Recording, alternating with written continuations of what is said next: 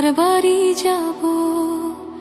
বেনি মাধো তুমি কি আর আমার কথা ভাবো? বেনি মাধো বহরবাসী তমাল তরুমূলে বাজিয়েছিলে আমি তখন মালতী স্কুলে। ডেস্কে বসে অঙ্ক করি ছোট্ট ক্লাস ঘর, বাইরে দিদি মুনির পাশে দিদি মুনির বর। আমি তখন নবম শ্রেণী, আমি তখন সারি। আলাপ হলো বেনি মাধো সুলেখাদের বাড়ি।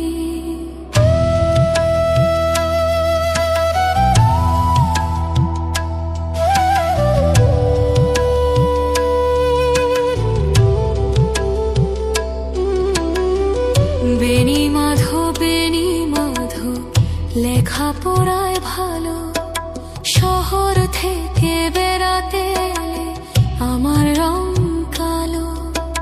তোমায় দেখে এক দূরে পালিয়ে গেছি ঘরে।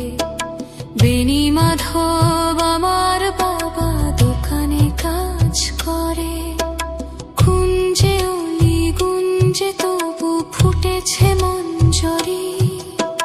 সন্ধেবেলা পড়তে বসে অঙ্কে ভুল করি।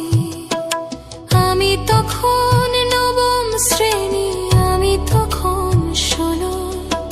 ব্রিজের ধারে বেনি মাধো লুকিয়ে দেখা হলো।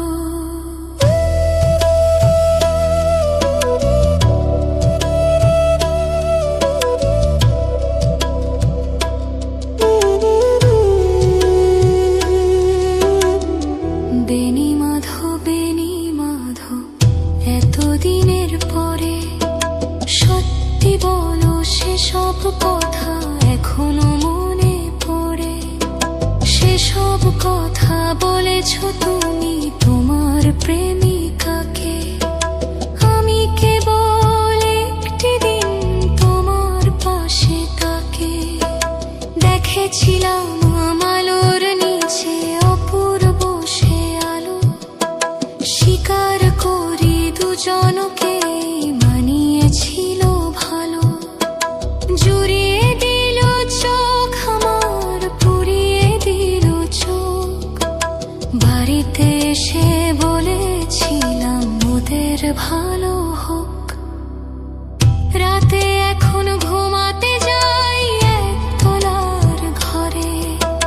মেঝের উপর বিছানা পাতা জ্যোৎস্না এসে পড়ে। আমার পরে যে বোন ছিল চোরা পথের বাঁকে, মিলিয়ে গেছে জানি না আজ কার সঙ্গে থাকে। আজ জুটেছে কাল কি হবে, কালের ঘরে শুনি। আমি এখন এই পাড়ায় সেলাই দিদিমণি।